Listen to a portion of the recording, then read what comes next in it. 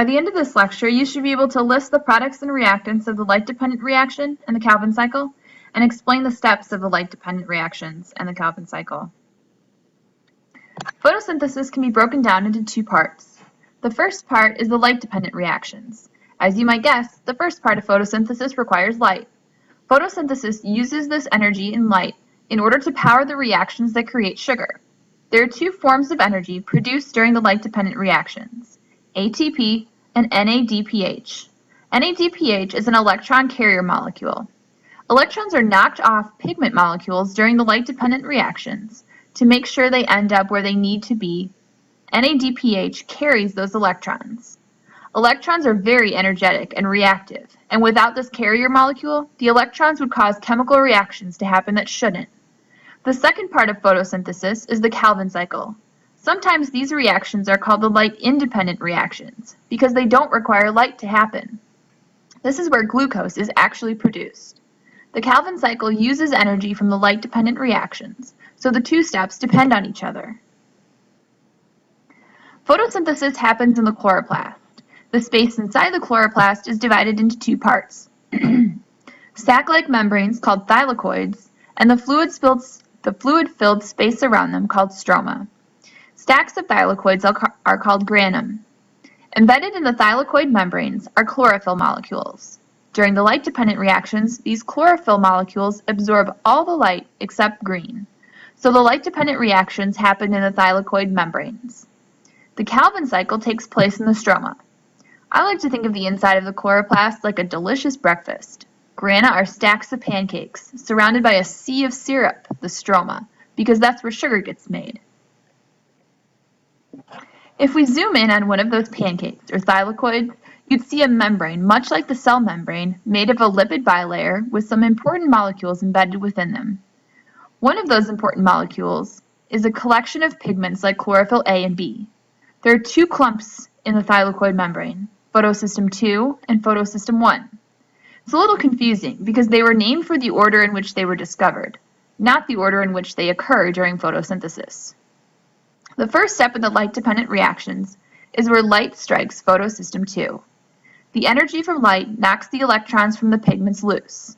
To replace the electrons that the pigment lost, water is split. Electrons from water replace the excited electrons, oxygen is released into the atmosphere, and the hydrogen ion is released into the space inside the thylakoid.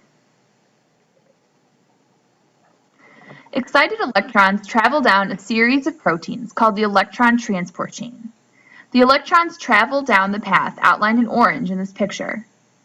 The energy in the electrons is used to pump hydrogen ions from the stroma inside the thylakoid. This is an example of active transport because the hydrogen ion is moving across the membrane from an area of low concentration to high concentration. At the end of the electron transport chain, the electrons come to photosystem 1. At photosystem 1, electrons are again excited by energy from the sun. Instead of the electrons in pigments being replaced by electrons in water, the electrons excited in photosystem 1 are replaced by the electrons that have just come down the electron transport chain. The excited electron from photosystem 1 jumps on the carrier molecule NADP+, converting it to NADPH. Let's go back and revisit all the hydrogen ions pumped into the thylakoid using energy from the electrons moving down the electron transport chain. Hydrogen ions build up inside the thylakoid, and because there's a high concentration of hydrogen inside, the hydrogen ions want to move where there's a low concentration, which is into the stroma.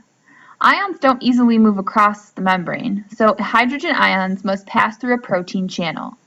The particular protein channel hydrogen ions pass through is called ATP synthase. The name of the protein can give you an idea of what it does. Synthesize means to make, so ATP synthase means a protein that makes ATP. As hydrogen ions pass through the protein, a phosphate group is added to ADP, creating ATP. The past few slides have shown snips of what happens in each part of the thylakoid. Let's see if you can put it all together. Try to explain what happens during the light-dependent reactions using the picture to help you. Don't worry, we won't get in as much detail with the Calvin cycle. During the Calvin cycle, carbon dioxide is added to a 5-carbon molecule, which is later regenerated. That's why it's called the Calvin cycle. The energy that was harnessed during the light-dependent reactions is used during the Calvin cycle. A phosphate group is removed from the ATP, made by ATP synthase, creating ADP. This ADP molecule then goes back to the thylakoid where it can have ATP synthase add another phosphate to it. This same sort of cycling happens with the other molecule used for energy, NADPH.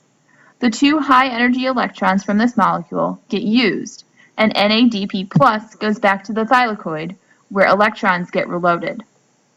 So to sum up, photosynthesis can be broken down into 2 main steps. The light-dependent reactions take place in the thylakoid and harness energy from the sun, trapping it in 2 molecules the cell can use, ATP and NADPH. In the process of capturing this light energy, oxygen is released.